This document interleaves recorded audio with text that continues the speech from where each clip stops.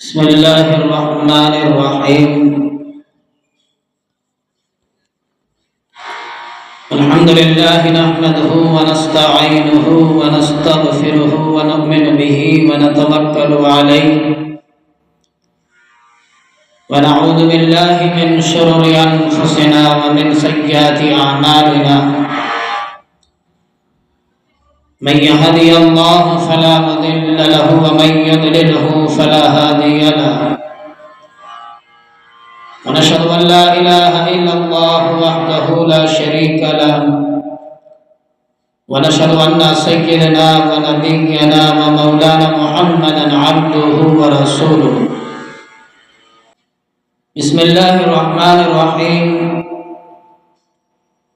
قل اللهم مالك الملك تؤتي الملك من تشاء وتنزع الملك ممن تشاء وتعز من تشاء وتذل من تشاء بيدك الخير إنك على كل شيء قدير. تولج الليل في النهار وتولج النهار في الليل وتخرج الحي من الميت وتخرج الميت من الحي وترزق من تشاء بغير الحساب.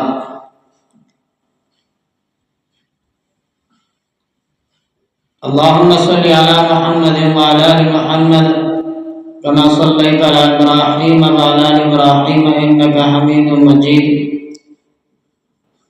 اللهم بارك على محمد وعلى آل محمد كما باركت على إبراهيم وعلى آل إبراهيم إنك حميد مجيد.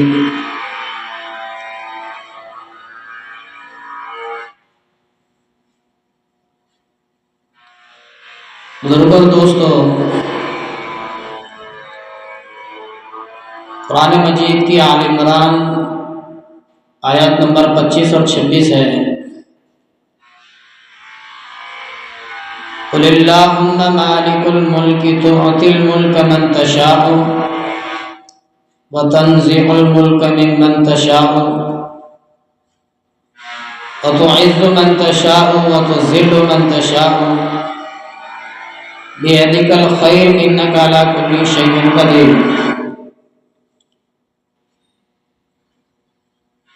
اللہ تبارک و تعالی نے فرمایا،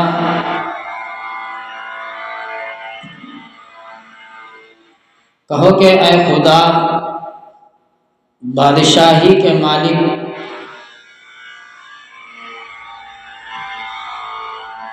جس کو چاہے بادشاہی بخشے اور جس سے چاہے بادشاہی چھین لے، اور جس کو چاہے عزت دے اور جسے چاہے ذلیل کرے. ہر طرح کی بھلائی تیرے ہی ہاتھ ہے اور بے شک تو ہر چیز پر قادر ہے. تولج اللیل فی النہار وتولج النہار فی اللیل وتخرج الحی من المیت وتخرج المیت من الحی وترزق من تشاء بغیر الحساب. تو ہی رات کو دن میں داخل کرتا ہے اور تو ہی دن کو رات میں داخل کرتا ہے. تو ہی بے جان سے جاندار پیدا کرتا ہے اور تو ہی جاندار سے بے جان پیدا کرتا ہے. اور تو ہی جس کو چاہتا ہے بے شمار رزق بخشتا ہے.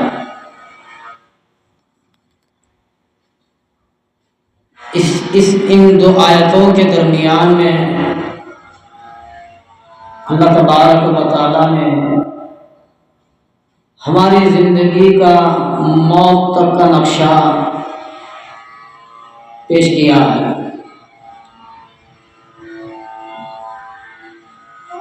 ہم کو ضروری یہ سمجھنا ہے کہ جو ہم پیدا ہوئے ہیں ہمارے مرضی سے ہم پیدا نہیں ہوئے، ہمیں پیدا کیا گیا ہے. اور یہ جو زندگی ہمیں بخشی ہے اللہ تبارک و تعالیٰ نے، یہ ہم اپنی مرضی کے موافق زندگی نہیں گزار رہے.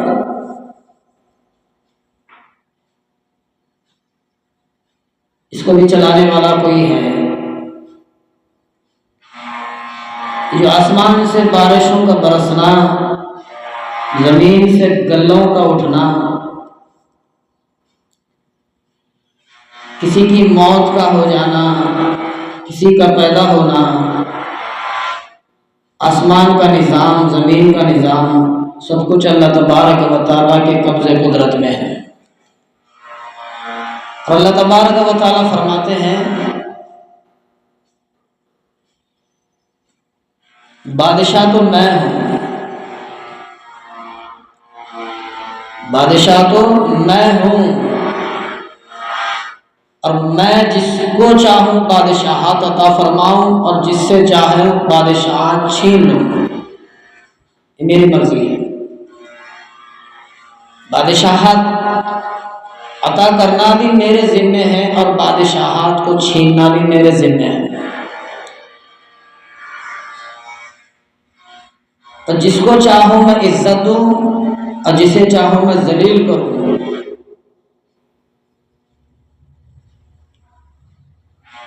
دکان میں تھوڑی ملتی عزت، اللہ فرماتے جس کو چاہوں عزت میں دوں اور جسے چاہوں عزت میں چھین لوں۔ وَتُعِزُّ مَن تَشَاءُ وَتُذِلُّ مَن تَشَاءُ، عزت بھی میں دیتا ہوں اور بے عزت بھی میں کرتا ہوں، اور ہر طرح کی بھلائی میرے ہی ہاتھ میں ہے۔ اللہ فرماتے ہیں ہر طرح کی بھلائی ہمارے یہاں موجود ہے۔ اور اللہ تبارک و تعالیٰ انک علی کل شیء قدیر، اللہ ہر چیز کو جاننے والے ہیں اور ہر چیز پر قادر ہے اور قدرت رکھتا ہے۔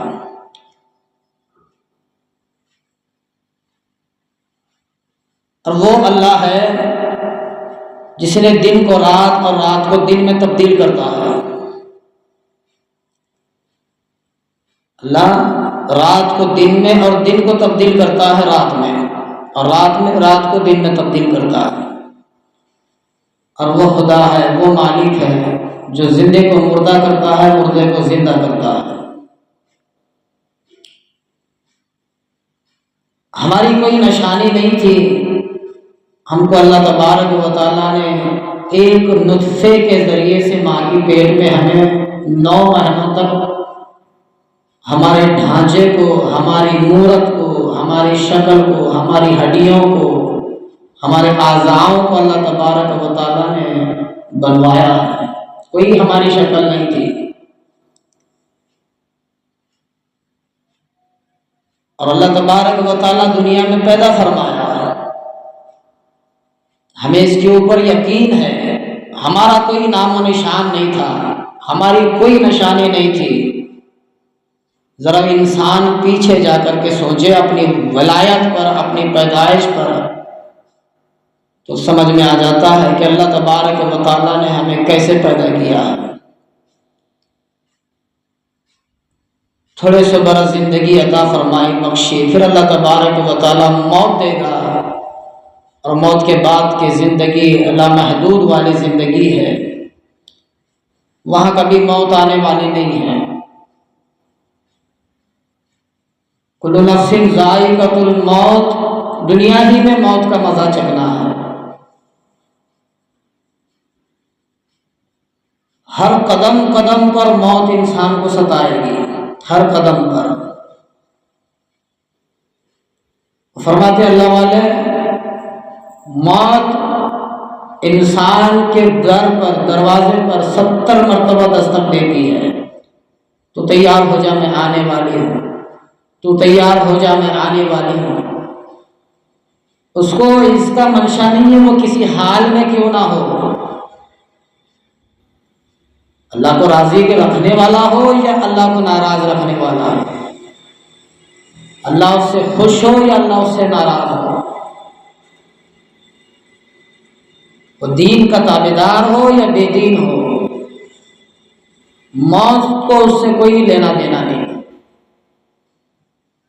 جیسا بھی ہے، اچھا ہے تو بھی آئے گی، برا ہے تو بھی آئے گی، موت کا اس سے چھٹکارا نہیں ہے۔ تو اللہ تبارک و تعالیٰ موت کے بعد بھی ایک زندگی رکھا ہے جو پھر انسان کو پیدا فرمائے گا۔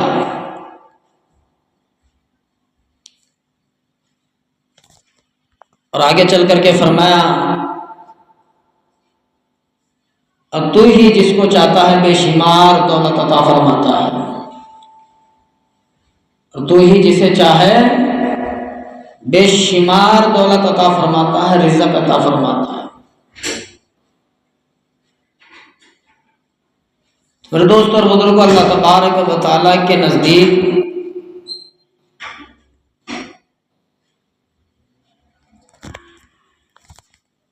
جیسے کہ رمضان المبارک کا مہینہ ہے، ذی الحجہ کا مہینہ ہے،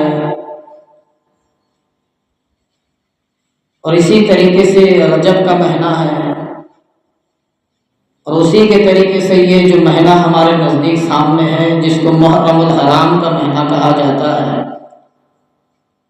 اس کی آج 8 تاریخ ہے۔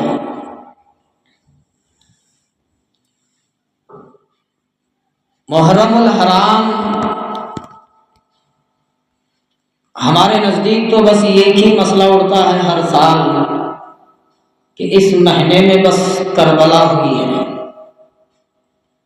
اس مہینے میں صرف کربلا ہوئی ہے، بس ہمیں یہی خیال ہے۔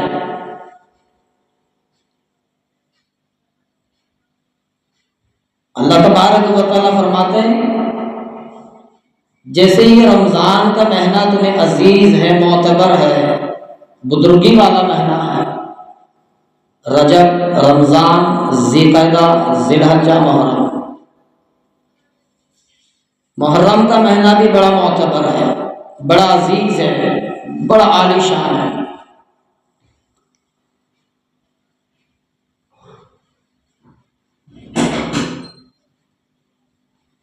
کتابوں کے اندر لکھا ہے محرم الحرام کے بارے میں، حضرت آدم علیہ السلام کی پیدائش محرم الحرام کے دن ہوئی ہے، یعنی 10 تاریخ کو۔ محرم میں صرف کربلا نہیں بلکہ اور واقعات ہوئے ہیں جس کا عرض کرنے کا ارادہ ہے۔ محرم الحرام کی 10ویں تاریخ کو پیش ہونے والے واقعات جو ہو چکے ہیں، حضرت آدم علیہ السلام کی پیدائش اسی دن ہوئی، حضرت نوح علیہ السلام کی کشتی جبل جودی پر اسی دن آ کر ٹھہری تھی، حضرت یونس علیہ السلام اسی دن مچھلی کے پیٹ سے باہر آئے، حضرت ابراہیم علیہ السلام کو آگ سے خلاصی ملی اسی دن میں، اور یہی دن تھا حضرت یعقوب علیہ السلام کی ملاقات حضرت یوسف علیہ السلام سے ہوئی تھی، اور یہی دن تھا حضرت یوسف علیہ السلام تخت خلافت پر 10 محرم الحرام ہی کو مطمئن ہوئے تھے، اور یہی دن تھا حضرت موسیٰ علیہ السلام نے اسی دن اپنی قوم سمیت فرعون سے نجات پائی، اسی دن میں موسیٰ علیہ السلام بھی اپنی قوم فرعون سے محرم الحرام کی 10ویں تاریخ کو نجات پائی تھی، اور اسی دن حضرت عیسیٰ علیہ السلام پیدا ہوئے، اور اسی دن حضرت سلیمان علیہ السلام کو آزمائش کے بعد بادشاہت ملی تھی، حضرت سلیمان علیہ السلام کو بھی آزمائش کے بعد اللہ تبارک و تعالیٰ آزمائشوں سے مکت کر کے آزاد کر کے اللہ تبارک و تعالیٰ نے بادشاہت دی تھی، تو وہ بھی محرم الحرام کی 10ویں تاریخ تھی۔ حضرت ایوب علیہ السلام کو بھی امتحان سے شفا ملا تھا، ہم بار بار سنتے ہیں ایوب علیہ السلام کا واقعہ، بہت برداشت کھائی ہے ایوب علیہ السلام نے، بہت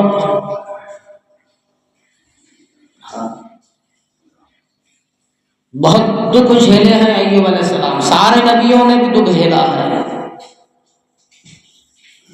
ان کو امتحان سے آزادی ملی، بیماری سے شفا ملی، تو وہ بھی محرم الحرام کی 10ویں تاریخ تھی۔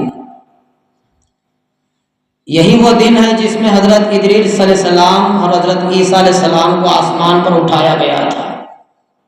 ادریس علیہ السلام کو بھی محرم الحرام کی 10ویں تاریخ کو آسمان پر اٹھایا، اور عیسیٰ علیہ السلام کو بھی محرم الحرام کی 10ویں تاریخ کو آسمان پر اٹھایا۔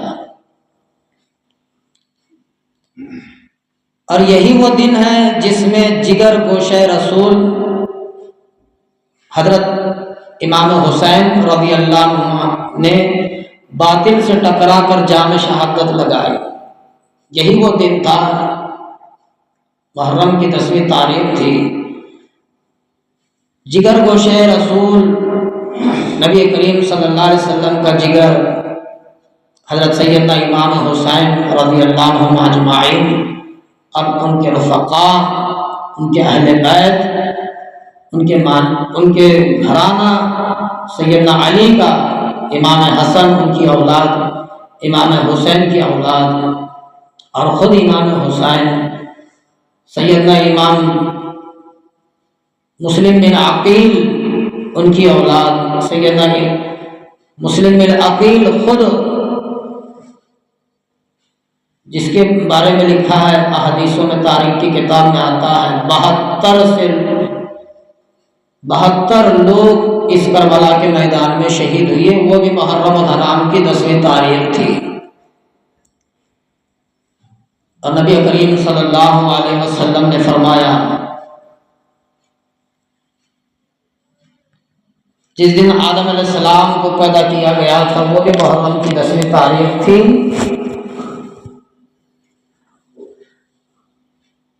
اور ماں حوا کو، ماں آدم کو دنیا میں بھیجا گیا تھا، دونوں کی ملاقات ہوئی، جب ان کی توبہ قبول ہوئی تو وہ بھی محرم کی 10ویں تاریخ تھی۔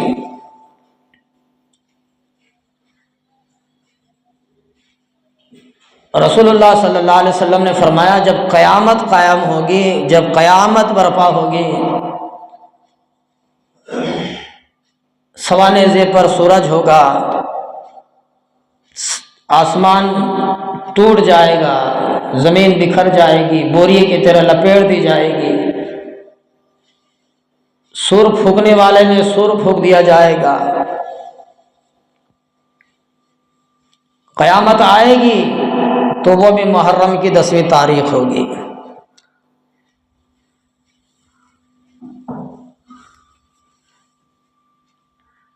تو میرے دوستوں اور بزرگوں، اللہ تبارک و تعالیٰ نے اس دنیا کو بنایا ہی ہے ختم ہونے کے لیے۔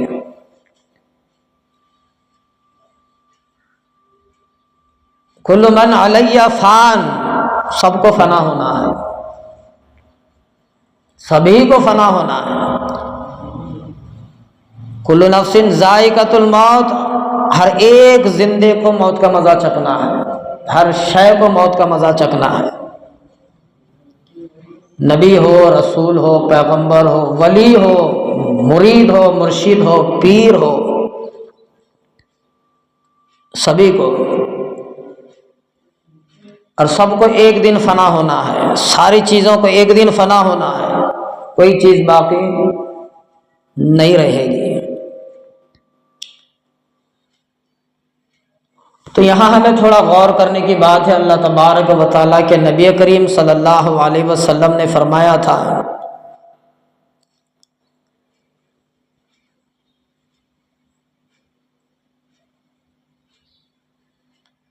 کہ میرے اہل بیت سے محبت کرو، اور جو اہل بیت سے محبت کرے گا وہ مجھ سے محبت کرے گا، اور جو مجھ سے محبت کرے گا اللہ کی ذات اس سے محبت کرے گی۔ اہل بیت سے محبت کرنے والے کو اللہ کے رسول خود اہل بیت سے محبت کریں گے، اور اللہ تبارک و تعالیٰ بھی اس سے محبت کرے گا۔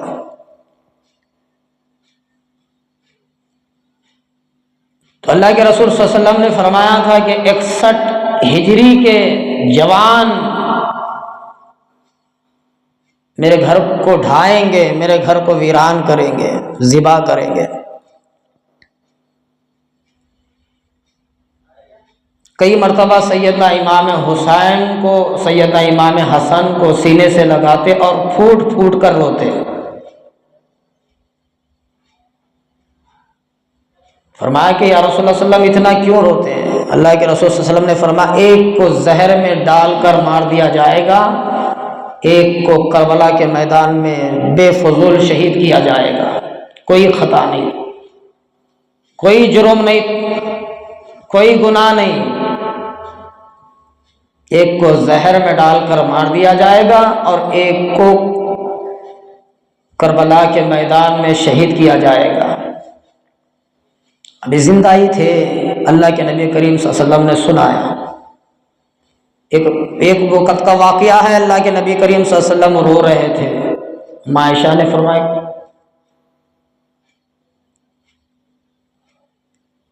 کہ مجھے وہاں اس جگہ سے خوشبو آتی ہے، یہ وہ جگہ کی مٹی ہے جس کو جبرائیل نے لایا ہے، وہ جگہ کی مٹی ہے جبرائیل نے لایا ہے، اس کو سونگھ کر اللہ کے نبی صلی اللہ علیہ وسلم رو رہے تھے۔ پوچھا گیا کہ اس کے اندر کیا ہے؟ رسول اللہ صلی اللہ علیہ وسلم نے فرمایا کہ اس میں میرے حسین کا خون ہے، اس میں میرے حسین کا خون ہے۔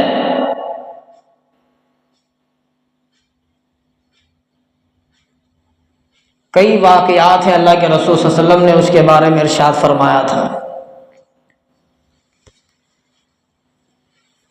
میں نے گزشتہ جمعے میں بتایا تھا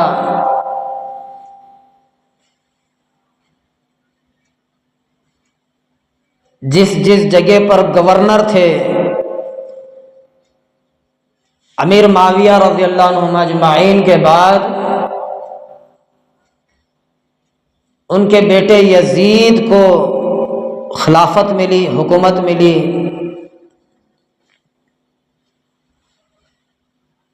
یزید سے امیر معاویہ رضی اللہ عنہ نے چند سوالات کیے تو اس نے کہا کہ ہاں سنت نہیں، سنت رسول نہیں، بلکہ قرآن اور اللہ کے حکم کے مطابق کام چلایا جائے گا۔ اس کا کام یہ تھا کہ شکار کرنا، غلط کاموں میں گناہوں کی طرف لپکنا۔ جب یزید کے ہاتھ میں خلافت آئی تو سب سے پہلے اس نے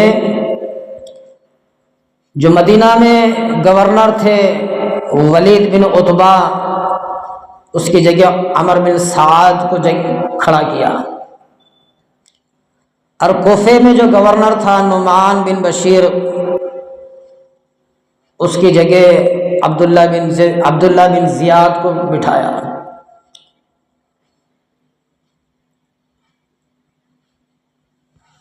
تو کربلا کا واقعہ اس طرح سے پیش آیا۔ امیر معاویہ رضی اللہ عنہما اجمعین کے انتقال کے بعد یزید اپنے تخت پر جانشین ہوا، اپنے تخت، باپ کی تخت سنبھالی، حکومت سنبھالی۔ کوفے میں حضرت علی کرم اللہ وجہہ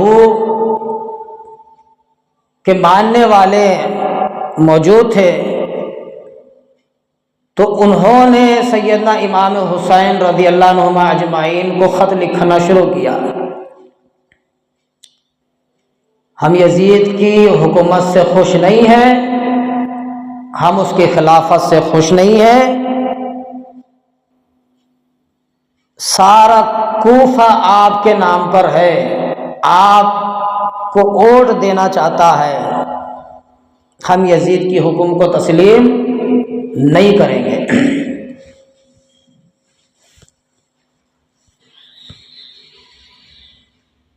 ہم یزید کی حکومت کو تسلیم نہیں کریں گے۔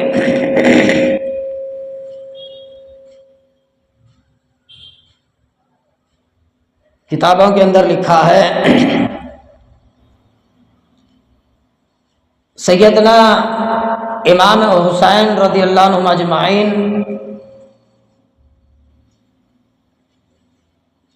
مسلم بالعقیل کو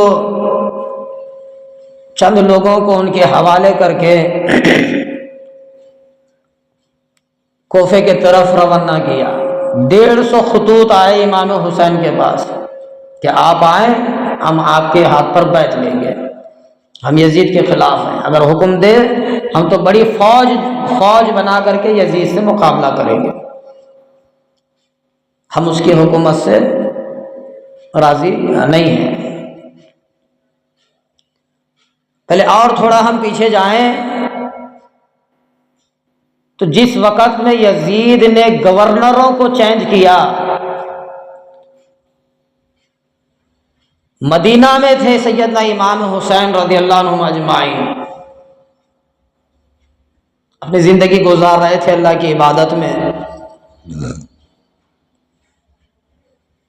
تو وہاں بھی ان کو بیٹھنے نہیں دیا، کوفے والوں نے پریشان کیا۔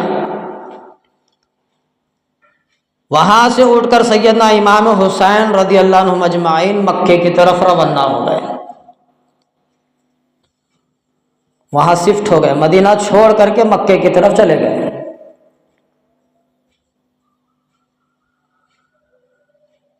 اور وہاں بھی ان کو سکون سے رہنے نہیں دیا، بلکہ 1 سے لے کے 150 تک خطوط بھیجا، آپ آئیں، ہم آپ کے ہاتھ پر بیعت کریں گے، ہم آپ کو اپنی خلافت آپ کے سپرد کر دیں گے، ہم آپ کو اپنا خلیفہ مانیں گے، ہم یزید کو تسلیم نہیں کرنے والے۔ تو یہاں تک یہ بات ہوئی، تو یہ تڑپ، یہ محبت دیکھ کر کے امام حسین رضی اللہ عنہ اجمعین نے مسلم بن عقیل کو مکہ سے روانہ کیا کہ تم جاؤ، میں حاکم بن کر کے آیا ہوں امام حسین کا، میرے ہاتھ پر بیعت لو۔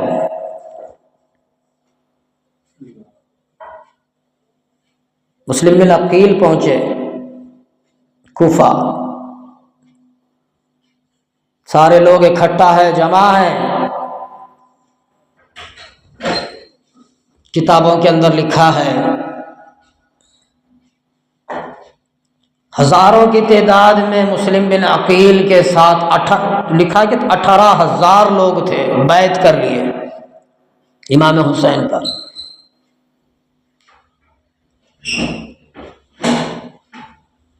اب یہاں کھجلی اٹھی عبداللہ بن زیاد کو، عبداللہ بن زیاد کو کھجلی اٹھی، یزید دمشق کے اندر ہے بادشاہ، اور اس کے گورنر مدینہ میں ایک ہے عمر بن سعد، اور کوفے میں ہے عبداللہ بن زیاد۔ اس کو پتا چلا کہ مسلم بن عقیل کوفے میں ہے، اور سارے لوگ امام حسین کے ہاتھ، مسلم بن عقیل کے ہاتھ پر امام حسین کی بیعت لے رہے ہیں۔ اگر ایسے بیٹھے رہیں گے تو کام نہیں چلے گا۔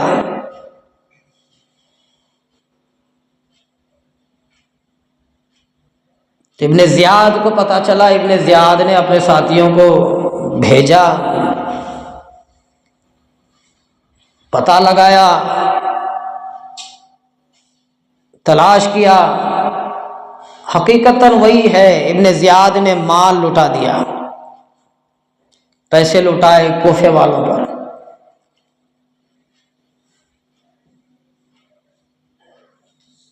وہ چال چلی، وہ حرکت کی ابن زیاد نے جس کا ہمیں اندازہ نہیں ہے۔ کتابوں کے اندر لکھا ہے مسلم بن عقیل کو تلاش کر کے قید کیا گیا، کتابوں کے اندر لکھا ہے، ابھی میں نے جتنے بارے میں بتایا تھا 18,000، ان میں سے ایک بھی نہیں تھا امام حسین کے چچا امام مسلم بن عقیل کے پیچھے، سارے کے سارے غائب۔ یہ ایک بھی ماننے والا نہیں، جو ہاتھ پر بیعت ہو رہی تھی، جو بیعت لے رہے تھے، وہ بھی ساتھ چھوڑ دیے، وہ بھی ساتھ چھوڑ دیے، ان کو قید کیا گیا، ان کو ایک قید خانے میں ڈال دیا گیا، ام ہانی کو اور مسلم بن عقیل کو۔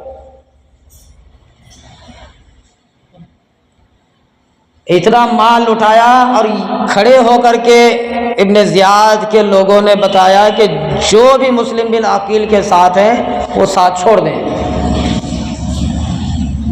اگر ان کا ساتھ دیں گے تو ان کو ہم قتل کر دیا جائے گا۔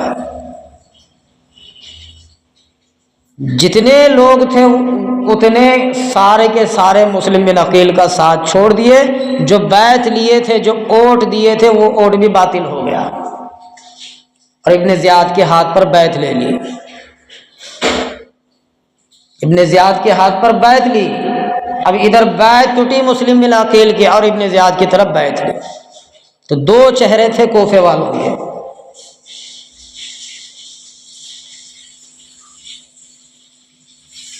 آسانی ہوتی تو لپکتے، مشکل ہوتا تو ساتھ چھوڑ دیتے،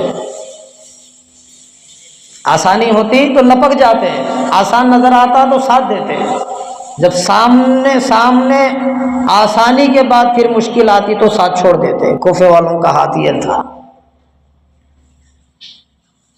چند لوگ ماننے والے تھے مسلم بن عقیل کے کوفہ میں، وہ بیعت نہیں توڑ رہے تھے۔ ابن زیاد نے درباریوں سے کہا کہ مسلم بن عقیل کو اور ام ہانی کو لائیں، اور جو دوار ہے دروازہ، ان کے سر کو قلم کر کے، ان کو قتل کر کے اس کے دوار کے دروازے کے اوپر ان کو ٹنگا دیا جائے۔ قتل کر دیا امام حسین کے چچا مسلم بن عقیل کو کوفے والوں کے ابن زیاد نے، اور دوار یعنی کہ دروازے پر ان کو لٹکا دیا۔ جو بھی میرے ہاتھ پر بیعت نہیں کرے گا ان سب کا حال یہی کرنے والا ہوں، جو بھی میرے ہاتھ پر بیعت نہیں لے گا ان سب کا حال ایسے ہی ہوگا جیسے ام ہانی کا اور مسلم بن عقیل کا ہوا ہے۔ ابھی انتقال فرما جانے کے بعد مسلم بن عقیل کو قتل ہونے سے پہلے اور تھوڑا ہم پیچھے جائیں تو مسلم بن عقیل نے حضرت امام حسین کو خط لکھ کر بھیجا تھا کہ میرے پیچھے تو اتنے لوگ ہیں، سارا کوفہ آپ کا ہے، آپ چلے آئیں۔ امام حسین خوش ہو گئے، اتنے لوگ، سارا کوفہ میرا ماننے والا، اب مجھے یہاں نہیں رکنا چاہیے، مجھے چلنا چاہیے۔ مکے سے اپنے قافلہ تیار کیا، اپنا گھرانہ تیار کیا نکلنے کے لیے۔ مکے والوں نے روکا، سمجھایا، بڑے بڑے صحابہ کرام نے، عبداللہ ابن زبیر نے سمجھایا، دیکھو یہ کوفے والوں کا بھروسہ نہ کرو، کوفے والوں کا بھروسہ نہ کرو، یہ اچھے لوگ نہیں ہیں، تمہارے باپ کو قتل کی، تمہارے باپ کو قتل کیا، تمہارے بھائی امام حسن کو زہر دے کر کے مروایا، اور تمہاری بھی خیر نہیں ہے، تم نہ جاؤ، ان کی نیتیں صحیح نہیں ہیں، ان کی نیتوں میں بگاڑ ہے، آپ نہ جائیں۔ امام حسین نے فرمایا کہ مجھے کوفے سے مسلم بن عقیل نے خط لکھ کر بھیجا ہے کہ معاملہ اچھا ہے، سارا کوفہ ہمارا ہے، بیعت لے چکے ہیں، اب یہاں رکنا اچھی بات نہیں ہے، اگر میں نہ جاؤں تو کل کیا جواب دوں گا قیامت کے میدان میں۔ مسلم بن عقیل اپنے گھرانے کو لے کر امام حسن کی اولاد، امام حسین کی اولاد، مسلم بن عقیل کی اولاد، سارے عورتوں کو اکٹھا کیا۔ 2-3 دن کا سفر نہیں تھا میرے بھائی، پورا 1 مہینے کا سفر تھا، پورا 1 مہینے کا سفر، پورے 1 مہینے کا سفر ہے، مکہ سے لے کے کربلا تک، مکہ سے کربلا تک کا سفر 1841 کلومیٹر ہے، 1841 کلومیٹر۔ 1-2 دن کی بات نہیں ہے، چلو 1-2 دن کی بات ہوتی، انسان اگر مرد آدمی ہے تو جا کے پھر واپس آ جاتا۔ مکہ سے لے کر کوفہ کربلا تک 1841 کلومیٹر ہے، اتنا لمبا سفر ہے۔ ذی الحجہ کی 3 تاریخ کو سیدنا امام حسین اپنے قافلے کو لے کر کے روانہ ہوئے مکہ سے کوفے کی طرف۔ حضرت امام حسین کو امام حسین رضی اللہ عنہ اجمعین 3 لوگوں سے ملاقات کی۔ پہلے جب ملاقات ہوئی تو انہوں نے کہا کہ اب کوفے کا حال بتائے، تو اس نے کہا کہ کوفے کا حال ٹھیک ہے۔ ایک شخص سے ملاقات ہوئی تو راستے میں کوفے کا حال ٹھیک ہے۔ سارا کوفہ آپ کا نام جپ رہا ہے، لے رہا ہے حسین کے نام پر، اور مسلم بن عقیل وہاں ٹھہرے ہوئے ہیں اور آپ کی بیعت لے رہے ہیں۔ اور تھوڑا آگے چلے تو اس نے بھی وہی حال بتایا۔ جب اور تھوڑا چلے آگے تو وہاں ایک پیغام پھیل گیا تھا، تو اس جماعت میں سے ایک آدمی جو مکے کی طرف آ رہا تھا، اس نے بتایا کہ آپ کوفہ نہ جائیں، آپ کربلا نہ جائیں، امام حسین کے جو آپ کے بھیجے ہوئے تھے حاکم مسلم بن عقیل کو قتل کیا گیا ہے، اور اس کے گھر ام ہانی کے لوگوں کو بھی قتل کیا گیا ہے۔ جتنے آپ کے ہاتھ پر لوگ بیعت لیے تھے مسلم بن عقیل کے، ان سبھی نے اپنی رائے بدل کر کے یزید ابن زیاد کے ہاتھ پر بیعت لے لی ہے۔ اب یہاں پر جو جلال آیا ہے مسلم بن عقیل کی اولاد میں، وہ گوارا ہم نہیں کر سکتے۔ بیٹے محمد مصطفیٰ صلی اللہ علیہ وسلم کے نواسے امام حسین کے ساتھ ہے مسلم بن عقیل کے، جو کربلا جا رہے ہیں، اور راستے میں خبر پہلی کہ مسلم بن عقیل کوفہ میں شہید کر دیے گئے ہیں۔ اب پتہ چلا امام حسین کو، تو وہاں تو سارا معاملہ گڑبڑ ہو چکا ہے۔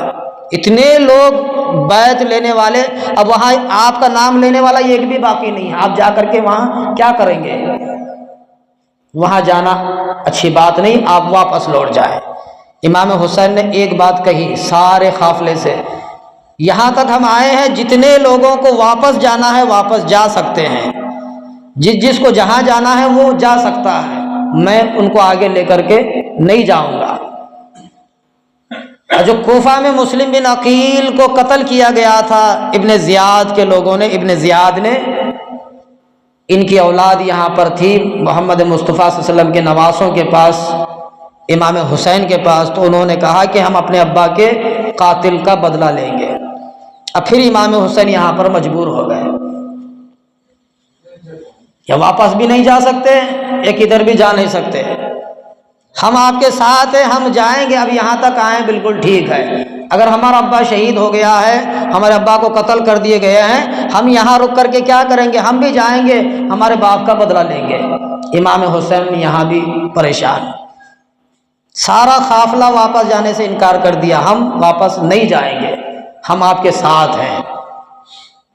امام حسین نے کہا اگر آپ ہمارے ساتھ ہیں تو ہم بھی چلیں گے، ہم واپس کیوں جائیں گے؟ ابن زیاد عمر بن سعد حر بن یزید، ابن زیاد نے حر بن یزید کو ایک خط لکھا اور عمر بن سعد کو ایک خط لکھا، دیکھ تو جا، عمر بن سعد سے فرماتے ہیں تو جا 4000 کا لشکر لے کر کے، اور حر بن یزید سے کہتے ہیں کہ تو جا 1000 کا لشکر لے کر، جہاں جہاں امام حسین کا قافلہ ہے ادھر ہی تے کو رہنا ہے، امام حسین کے ساتھ ہی تجھے رہنا ہے، آگے بڑھنے نہیں دینا ہے۔ 2 قافلے نکلتے ہیں، ایک حر بن یزید کا 1000 کا قافلہ لے کر کے نکلتا ہے، اور عمر بن سعد کا ایک قافلہ نکلتا ہے 4000 کا لشکر لے کر کے۔ ابھی کربلا پہنچنے ہی والے تھے محمد مصطفیٰ صلی اللہ علیہ وسلم کے نواسے امام حسین رضی اللہ عنہ اجمعین، اس سے پہلے حر بن یزید نے آ کر کے گھیرے میں لے لیا، روکا امام حسین رضی اللہ عنہ اجمعین کو، سارے قافلے کو روکا، ابھی کربلا نہیں پہنچے تھے۔ اور کربلا میں عمر بن سعد 4000 کا لشکر لے کر کے رکا ہے۔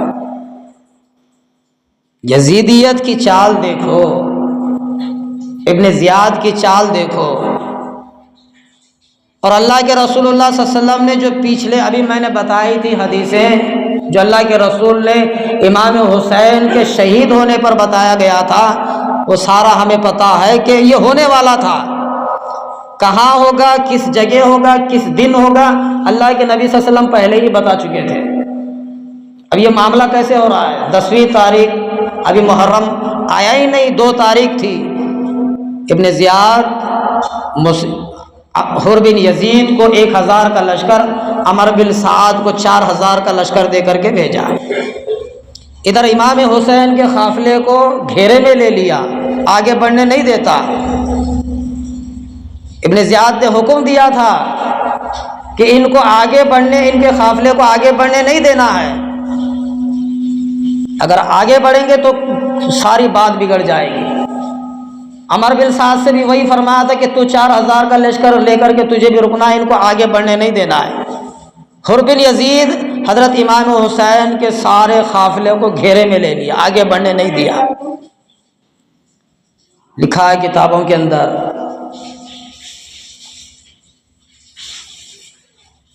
تھوڑا سا ایک مسئلہ ہے، اگر غور کریں گے تو سارا واقعہ ہمیں سمجھ میں آتا ہے کربلا کا۔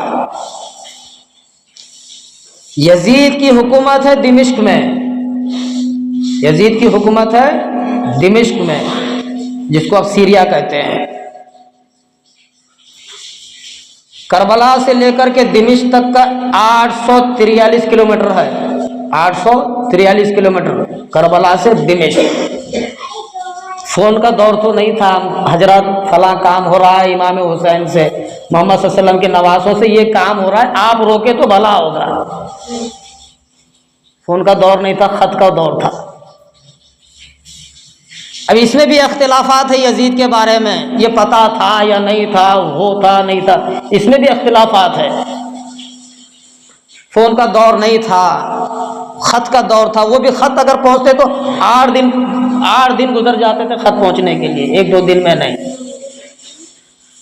صرف اتنا کہا تھا کہ امام حسین کے گھرانے کو، قافلے کو روکے رکھنا ہے، اور تم ہمارے اوپر ان کو بیعت لینا ہے، ووٹ لینا ہے کہ مجھے بادشاہ تسلیم کر لے امام حسین، بس ان سے کوئی زبردستی نہیں، کوئی ان سے لڑائی نہیں، کوئی ان سے جھگڑا نہیں۔ حر بن یزید کو کھڑا کیا تھا، ابن زیاد کو کھڑا کیا تھا، عمر بن سعد کو کھڑا کیا تھا۔ تو اس کے اوپر کوفے کا سب سے بڑا گورنر عبداللہ ابن زیاد وہ سوچ میں پڑ گیا، اگر میں امام حسین کو اپنے ہاتھ پر بیعت لوں گا، ووٹ لوں گا یزید کے بارے میں، تو یزید مجھے بڑی بادشاہت دے گا اور بڑا بادشاہ بنائے گا۔ اس کی نیت یہ تھی۔ لکھا ہے کتاب کے اندر، حر بن یزید نے امام حسین سے کہا، ہمیں عبداللہ ابن زیاد نے حکم دیا ہے کہ آپ حر بن یزید کو ووٹ دیں۔ یہاں یزید کی بات نہیں ہو رہی، امیر معاویہ کے بیٹے یزید کی بات نہیں ہو رہی، ہمیں عبداللہ ابن زیاد نے حکم دیا ہے کہ آپ ہمارے ہاتھ پر عبداللہ ابن زیاد کو ووٹ دیں، میں باطل کے سامنے جھکنے والا نہیں ہوں۔ امام حسین نے 3 باتوں کو رکھا، حر بن یزید کے سامنے 3 باتوں کو رکھا، میں جہاں سے آیا ہوں وہاں واپس جانے دو، یا مجھے ایسے سرحد پر بھیج دو میں لڑائی میں شامل ہو جاؤں گا، یا تو مجھے دمشق یزید کے پاس پہنچا دو۔ 3 سوال کیے امام حسین رضی اللہ عنہ۔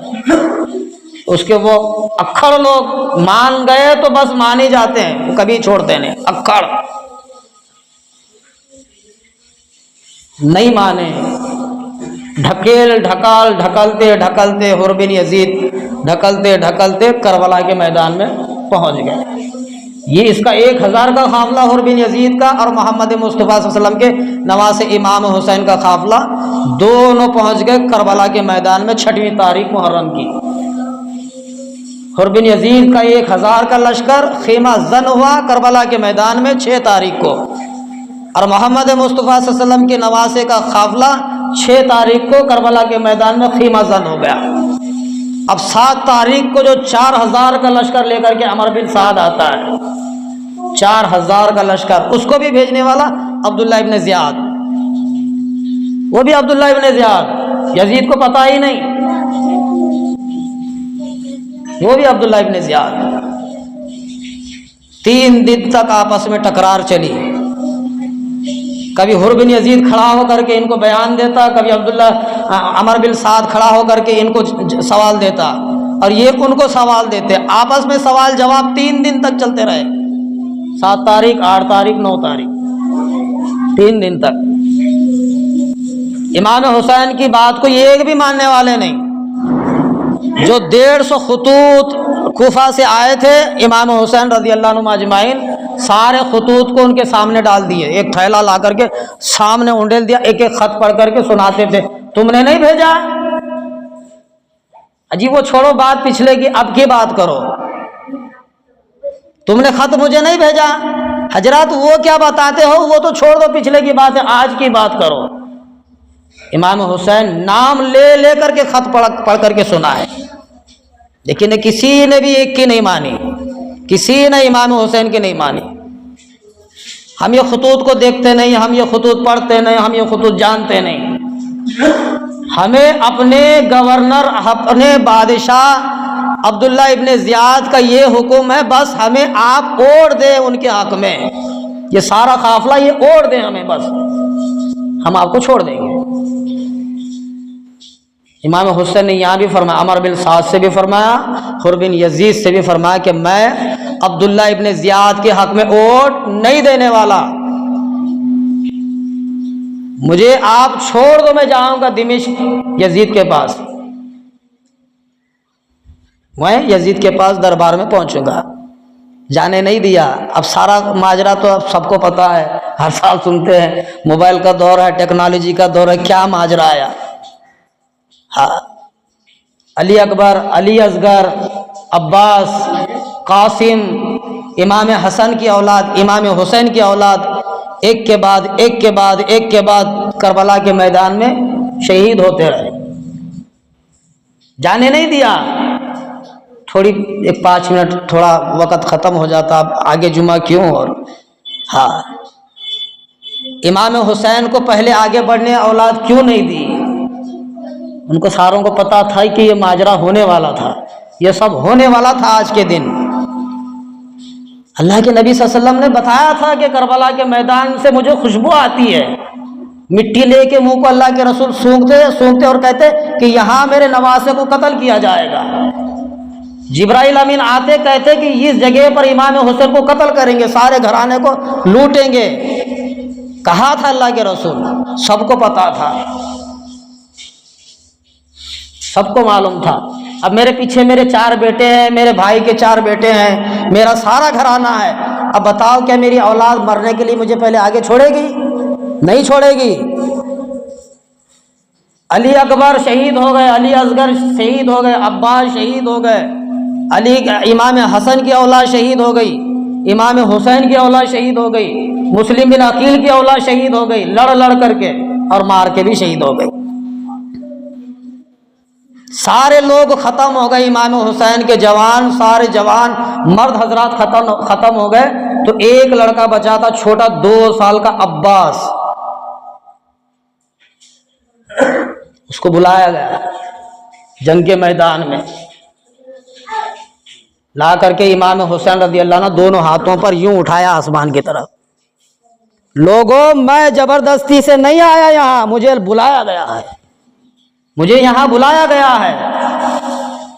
اس بچے کے اوپر اس کو دیکھ کر کے تم ترس کھا جاؤ. میرا اتنا گھرانہ میرے سامنے شہید ہو گیا، میں کچھ نہیں کہتا، اس معصوم بچے کی طرف دیکھ کر کے شہید ہو جاؤ. ایک نے تیر چلائی، بچے کے گردن سے نکل کے باہر نکل گئی. کون برداشت کرتا ہے؟ 72 لوگ امام حسین کے سامنے شہید ہو گئے، لیکن آنکھ سے پانی نہیں نکالا. جوان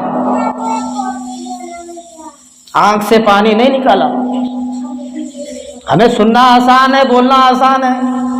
بھائی کانٹا پیر کو چبھتا ہے تو ہمیں تکلیف ہوتی ہے مہینوں تلک. پورے گھرانے کو شہید کرنا معمولی بات نہیں ہے. سب ختم ہو گئے. امام حسین رضی اللہ عنہ اجمعین سب ختم ہو جانے کے بعد آخری دن، آخری وقت میں، آخری لمحات میں خود تلوار ہاتھ میں لے کر کے گھوڑے کے اوپر سوار ہو گئے. حر نے 3 یا 4 لوگوں کو لے کر کے نکل پڑا میدان میں. کسی کی مجال یہ نہیں تھی کہ امام حسین کو شہید کیا جائے. سب تھرارتے تھے, سب گڑبڑ آ جاتے تھے. اس جوان پر ہم تلوار چلائیں, امام حسین پر, کہ میری مت ماری گئی ہے. سارے لوگ کا مرنا الگ بات ہے, ساروں کو قتل کرنا الگ بات ہے. امام حسین کو قتل کرنا کوئی معمولی بات ہے؟ آسمان بھی رو پڑے گا, سب کو پتا تھا, لیکن کسی میں مجال نہیں آئی. حر بن یزید نے ایک شخص کو مقرر کر کے 6 لوگوں کو حملہ وار کرنے کے لیے بھیج دیا. آگے بڑھا, تلوار لے کر کے آگے بڑھا. سیدنا امام حسین کے ایک ہاتھ کو کاٹ دیا, ختم ہو گیا. پھر دوسرے ہاتھ کے اوپر وار کیا, وہ تو مجھول ہو گیا. پھر یہ ہاتھ سے تلوار اٹھا نہیں سکتے سیدنا امام حسین.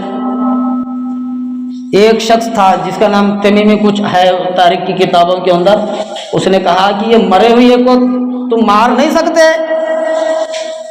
کم بختو, یہ مرا ہوا ہے, ختم ہو چکا ہے, اس کو بھی مار نہیں سکتے. اس نے خنجر لے کر امام حسین کے پیٹھ میں مارا. جب وہ خنجر واپس کھینچا تو سیدنا امام حسین زمین پر گر پڑے. انا للہ و انا الیہ راجعون. عبداللہ ابن زیاد نے کہا کہ ان کی لاشوں کو ایک بھی زندہ نہ رکھو, ساروں پر گھوڑے دوڑواؤ. جتنے لوگ جوان مارے گئے تھے ساروں کی لاشوں پر گھوڑے دوڑائے گئے, پورا ریزہ ریزہ کر کے رکھ دیا گیا, سارے ختم ہو گئے. گھوڑے دوڑوائے, جانور دوڑوائے ان کی لاشوں پر. کتابوں کے اندر لکھا ہے اتنا ظلم کیا, اتنا ستم کیا, عورتوں کے گھروں کو جلایا گیا, ماؤں کے باہر ان کو کھینچا گیا, ان کو ذلیل کیا گیا. اس کے بعد سیدنا امام حسین کے سر کو ایک انسان آ کر اس کو سر سے دھڑ سے الگ کر کے عبداللہ ابن زیاد کے دربار میں لے کر کے جاتے ہیں. عبداللہ ابن زیاد کے دربار. عبداللہ ابن زیاد بڑا خوش ہوتا ہے. حر بن یزید, عمر بن سعد, یہ سارا لشکر عبداللہ ابن زیاد کے دربار میں پہنچتے ہیں. عبداللہ ابن زیاد 1 یا 2 دن وہاں پر اس سر کو امام حسین کے قافلے کو وہاں ٹھہراتا ہے. بڑا خوش ہوتا ہے, اب مجھے یزید بڑا انعام دے گا. ابھی میں بتا رہا ہوں کہ اس کو پتا ہے یا نہیں ہے ہمیں نہیں معلوم, تاریخ میں بھی اختلافات ہے. یزید کو ابھی پتا ہے یا نہیں, ابھی نہیں معلوم. 841 کلومیٹر ہے کربلا سے دمشق. فون کا دور نہیں تھا حضرت, یہ معاملہ پیش ہو رہا نہیں تھا. 2 دن 1 دن ٹھہرا کرے عبداللہ ابن زیاد امام حسین کے گھرانے کو, ان کے سروں کو, اب تو وہ دھڑ تو سارے وہیں کربلا میں ختم ہو گئے, ان کے سروں کو لے کر عبداللہ ابن زیاد کے دربار میں چند دن ٹھہرے. وہاں سے لے کر کے عبداللہ ابن زیاد خود عمر بن سعد, حر بن یزید دمشق پہنچے یزید کے دربار میں. سارے قافلے کو پیش کیا گیا, سارا قافلہ یزید کے سامنے. یزید رو کر کے کہتا ہے کم بختو, یہ کام کرنے کے لیے تمہیں کس نے کہا تھا؟ یزید کہتا ہے کم بختو, یہ کام کرنے کے لیے تمہیں کس نے کہا تھا؟ میں نے تو بس ووٹ لینے کے لیے کہا تھا. امام حسین کو میرے اوپر ووٹ لو, بیعت میں ہوں, میں بادشاہ ہوں, میں خلیفہ ہوں, ووٹ لو بس. سر کاٹ کے لانے کے لیے تمہیں کس نے کہا تھا؟ حضرات بڑی سیٹ ملے گی, میری تو نیت یہ نہیں تھی. جس جگہ کا گورنر بنایا تھا عبداللہ ابن زیاد کو, عمر بن سعد کو, یزید نے سارے گورنروں کو چینج کر دیا گیا. نیک پرہیزگار متقی لوگوں کو بٹھایا یزید نے. آخر میں چلا وہاں بھی چند دن ٹھہرے امام حسین کے سر ان کے گھروں کے لوگوں کے. آخری بات کہہ کر کے ختم کرتا ہوں. وہ لوٹا ہوا قافلہ جو نکلا تھا عورتوں کے ساتھ, عورتیں بھی روئی یزید کے دربار میں, عورتیں بھی روئی. پھر وہاں سے دمشق سے ہو کر کے پھر مکہ کی طرف روانہ ہوا, مدینہ کی طرف. یزید نے کہا تھا مائیو, میری ماں سے اچھی امام حسین کی ماں ہے, میرے باپ سے اچھا اس کا باپ ہے, اور ان کا نانا سارے نبیوں کا سردار ہے. کون؟ یزید نے کہا تھا. جب بھی تمہیں ضرورت پڑے گی آپ حکم دو، آپ کے سامنے میں پیش ہوں گا۔ مائیوں کو بتایا، زینب سے، کلثوم سے، ساری عورتوں سے بتایا۔ وہ لوٹا ہوا قافلہ جب مدینے پہنچا، ہائے ہائے، مدینہ آیا، لوٹے ہوئے قافلے کو دیکھا سارے لوگوں نے، اب کچھ نہیں بچا محمد مصطفیٰ صلی اللہ علیہ وسلم کا گھرانہ، کچھ نہیں بچا، سارا ختم ہو گیا۔ زینب نانا کی قبر کے پاس کھڑی ہو کر کے کہتی ہے، امام حسین کی بیٹی زینب نانا کی قبر کے پاس کھڑی ہو کر کے کہتی ہے محمد مصطفیٰ صلی اللہ علیہ وسلم کے، نانا اب تو راضی ہے؟ سارا قافلہ میں شہید کر کے آئی ہوں، سارا گھر میں نے اجاڑ کے آئی ہوں، سارا نانا تیرے دین کی خاطر سب کچھ لٹا کر کے آئی ہوں، اب تو راضی ہے؟ کیا جواب آئی ہوگی قبر سے؟ اللہ کے رسول صلی اللہ علیہ وسلم جانتے تھے میرے گھرانے پر یہ سب کچھ ہونے والا ہے، آخری بات، اور اسی دن قیامت ہوگی، یہی دن ہوگا، محرم کی 10ویں تاریخ ہوگی، یہی دن قیامت ہونے والی ہے۔ اللہ سے دعا کرو کہ اللہ تبارک و تعالی ہمیں اور آپ کو کہنے سے سننے سے زیادہ عمل کی توفیق عطا فرمائے۔ وآخر الحمد للہ رب العالمین۔